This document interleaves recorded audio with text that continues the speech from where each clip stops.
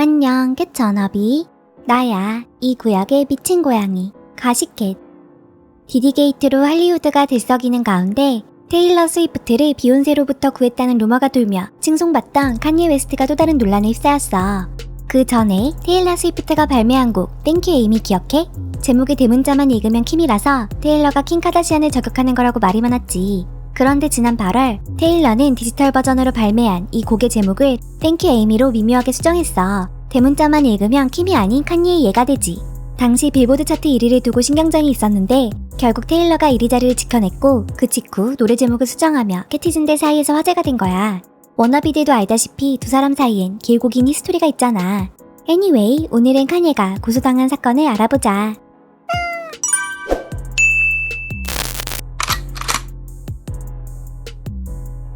지난 6월 3일 칸예 웨스트의 전 비서 로렌 피시오타는 칸예가 성폭행을 저질렀다며 소송을 제기했어. 피플지가 입수한 고소장에 따르면 로렌 피시오타의 주장은 부당해고 소송의 일부이며 해고되기 전까지 칸예로부터 노골적인 문자, 음란사진, 영상, 전화통화를 받았다며 칸예를 상대로 소송을 걸었대. 로렌은 칸예의 밑에서 일을 시작하기 전까지 연봉 100만 달러를 버는 올리팬즈 모델이었어. 그 후 칸예가 자신의 이지 여성 패션 라인 쪽에 고용했고 칸예의 앨범 돈다에 수록된 세 곡을 함께 작업했대. 로렌은 칸예의 개인 비서로 일했고 급여는 100만 달러였으며 하루 24시간 주 7일 근무하는 조건으로 일을 했어. 이 기간 동안 올리팬즈 모델 일을 병행하기도 했다나봐. 그러던 중 칸예와 션 콤스가 공동으로 주최한 스튜디오 세션에 초대되었는데 참석자들에겐 음료가 제공되었고 스튜디오에 머물고 싶다면 술을 마시라고 했대. 로렌은 술을 몇 모금 마시자마자 방향 감각을 잃었다며 이 술에 알 수 없는 약물이 섞여 있었다고 주장하고 있어.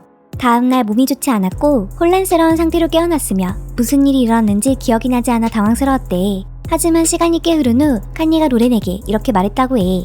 한번 살짝 했었지. 로렌이 칸예에게 그날의 기억이 전혀 없다고 말하자 그는 웃으면서 여자들은 기억나지 않는다고 말하는 걸 좋아하더라 라고 대답했대.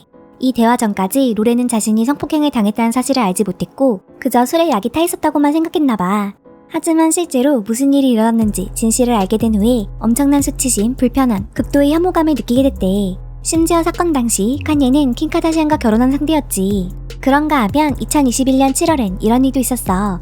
당시 로렌은 앨범 워크숍 때문에 샌프란시스코의 호텔에서 머물고 있었는데 칸예가 새벽 6시에 샤워실 고장을 이유로 로렌의 방에 강제로 들어왔다는 거야.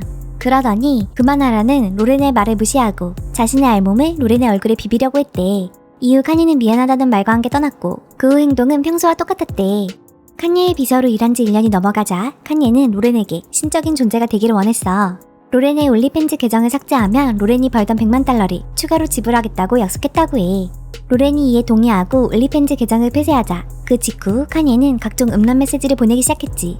원하는 성적 행위에 대해 노골적으로 설명하는가 하면 포르노 사진이나 비디오를 보내기도 했다나봐. 그 중엔 차마 말로 할 수 없는 영상도 있었는데 자신의 그곳이 크게 보이도록 편집할지 로렌의 의견을 묻기도 했대. 또 로렌을 상대로 성적 판타지를 메시지로 보내기도 했다나봐. 고소장에는 칸예가 로렌과 전화통화를 하는 동안 자신을 스스로 위로하는 행위를 하는가 하면 로렌을 방에 가두고 로렌이 보는 앞에서 자기 전까지 자신을 위로하는 행위를 했다고도 적혀 있었어.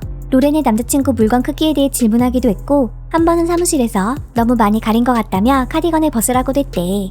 로렌 피시오타는 2022년 9월 연봉 400만 달러를 받으며 비서실장으로 크게 승진했지만 한 달 후에 바로 해고되었어. 또 300만 달러의 퇴직금을 제안받았으나 아직도 받지 못했지. 참고로 로렌 피시오타가 해고당한 2022년 10월은 칸예 웨스트가 반유대주의적 발언을 한 후 명성이 추락하며 휘청이던 순간이기도 해. 로렌은 칸예와 이지를 사기, 임금 미지급, 고의에 의한 정신적 고통 혐의를 고소했지만 칸예는 해당 혐의에 대해 강력히 부인했어. 칸예는 로렌 피시오타가 다른 물질적 이익을 강요하기 위해 칸예를 성적으로 취하려고 했으며 그녀의 구애가 거부되자 협박을 하기 시작했다고 해. 이러한 근거 없는 주장에 대응하여 예 씨는 피시오타 씨를 상대로 소송을 제기할 것입니다. 피시오타 씨는 비서로서 해고되기 전에 자신의 주장과 모순되는 기록을 파기하려고 예 씨의 휴대폰을 훔쳤으며 그 기록이 남아있습니다. 그런가 하면 로렌이 자신의 생일에 성관계를 제안했지만 칸예가 거부하자 요청하지 않은 누드 사진과 성적인 메시지를 보냈으며 또 칸예에게 에르메스 버킨백, 람보르기니, 성형수술 비용을 지불하도록 성적으로 강요했다고 해. 칸예의 법률팀은 로렌의 행동이 성희롱을 당했거나 적대적인 근무 환경을 경험했다고 주장하는 사람의 모습처럼 보이지 않는다며 로렌이 부적절한 수단을 통해 물질적 이득 등을 추구하고 있다고 주장했지. 사실 칸예가 직원들로부터 폭로를 당한 건 이번이 처음이 아니야. 2022년 11월 전 이지 직원들은 칸예가 직원회의에서 음란물을 틀고 음란물에 대해 이야기하고 심지어 당시 아내였던 킴 카다시안의 사진까지 보여주었다고 주장한 적 있지. 또 비교적 최근인 2024년 4월엔 전 직원 중 한 명으로부터 돈다 아카데미에서 일하는 동안 심각한 차별과 괴롭힘을 당했다며 고소당하기도 했어.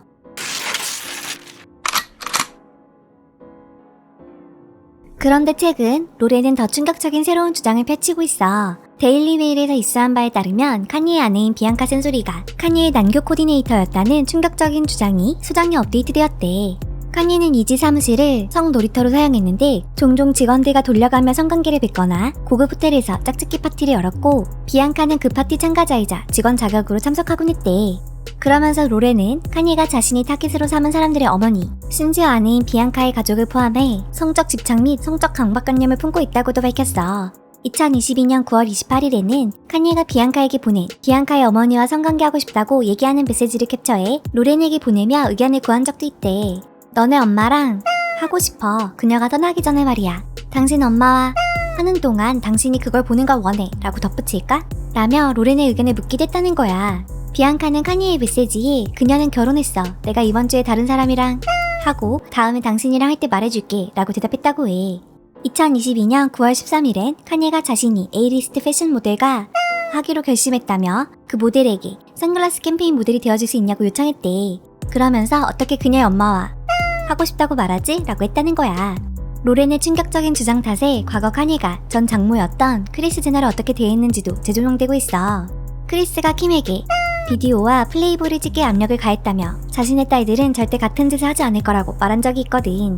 그런가 하면 자신의 오랜 라이벌인 드레이크와 크리스 제너가 성관계를 가졌다고 루머를 시작한 적도 있지. 게다가 장인어른인 브루스 제너가 성전환 수술로 여성이 되자 논란의 곡 페이머스의 뮤직비디오에 전 장인어른의 나체 밀랍 인형을 눕혀주기도 했고 말이야.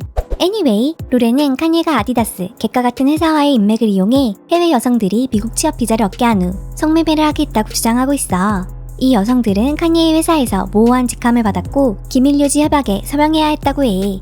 로렌에 따르면 비앙카 센소리도 이 케이스였지. 참고로 비앙카는 2020년 11월부터 이지에서 일하기 시작했고 2022년 12월 7일 칸예가 센소리 오버로드라는 제목의 노래를 발표한 후 그 달 말에 두 사람은 부부가 되었어.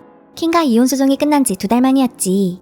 2022년 8월 7일 비앙카는 로렌에게 이지 여성 직원을 칸예의 파티에 데려다줄 우버 차량을 찾아달라고 부탁했고 다음날 부부는 여성이 파티에 나타나지 않았다며 일부러 차량 예약을 하지 않은 거냐고 로렌을 비난했던 적도 있었대. 이런 충격적인 폭로가 추가되었지만 이에 대해 칸예 측은 아직 답변하지 않았어.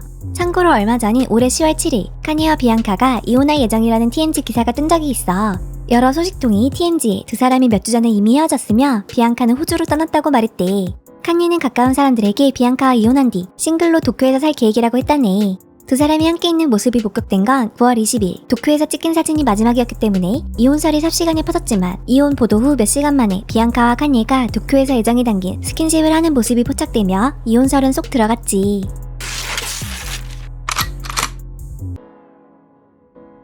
지난 10월 10일 페이지 6에 칸예가 카다시안 가족과 비앙카 센소리를 감시하기 위해 스파이를 고용했다는 내용이 최초 보도됐어. 익명의 남성은 2022년 12월경 칸예 회사에 고용된 후 칸예를 위해 다양한 조사를 수행했다고 밝히며 열악한 근무 환경을 이유로 칸예를 고소했지. 구체적으로 카다시안 가족들과 칸예가 범죄에 관련이 있다고 믿는 한 기업의 성매매를 포함한 다양한 범죄를 조사하라는 명령을 받았대. 비앙카가 가족들을 방문하기 위해 호주에 갔을 땐 그녀를 쫓아 감시할 사리탐정을 고용하게 됐고 말이야. 그런가 하면 익명의 남성은 칸예가 아산화질소에 중독되어 있다는 폭탄 발언을 내놓았어. 고소장에는 칸예가 85만 달러짜리 영구 티타늄 치아 색소를 받은 2024년 5월부터 사용하기 시작했다는 내용이 적혀있거든. 이 주장은 이지의 전 참모 마일로 야노폴로스가 주장한 바와 일치해. 아산화질소는 기분을 진정시키고 고통을 줄여주며 웃음이 나오도록 만드는 일명 유료용 웃음가스야. 마일로는 칸예가 회의에서 끊임없이 웃음가스에 대해 이야기하고 가스흡입 마스크를 착용한 채로 나타났다고 말했어. 칸예가 직원들에게 한 지시는 모순되기 시작했고 기분은 오락가락했대. 치과 의사 토마스 코넬리는 TMZ에 해당 주장이 사실이 아니며 오해의 소지가 있다고 밝혔어. 하지만 그달 말 마일로는 칸예와 토마스 코넬리 그리고 자신이 속한 그룹 채팅의 내용을 공개했지. 이 메시지를 보면 확실히 치과 의사가 칸예에게 아산화질소를 공급하던 것처럼 보여. Anyway, 다시 돌아와서 익명의 남성은 칸예가 자신이 뉴스에 계속 보도될 수 있도록 부탁했으며 비밀 유지 계약 처리나 칸예가 잃어버린 차, 칸예가 깜빡한 서비스 비용 등을 도맡아 처리했다고 밝혔어. 칸예의 돈다 아카데미 학대 의혹을 알게 된 이후로 직장을 그만두게 됐으며 이지 경영진에게 이 의혹을 알린 이후로 협박과 괴롭힘을 당했다고도 했지. 고소장에는 위협, 적대적인 근무 환경, 불법적이고 비윤리적인 활동에 노출된 원고로 인해 발생한 스트레스와 트라우마가 정신 건강과 정서적 안녕에 심각한 영향을 미쳤다고 적혀 있어. 자신의 이름을 밝히지 않은 이유도 칸예의 변덕스럽고 예측 불가능한 행동이 두렵기 때문이래. 최근 칸예를 중심으로 도는 이야기들을 정리해봤어. 뭐가 사실인지는 모르겠지만 디스커스팅한 이야기들이 구체적이라 속이 안 좋네. 암튼 오늘도 시키시의 영상을 봐줘서 고마워. 엑소엑소 가시캣.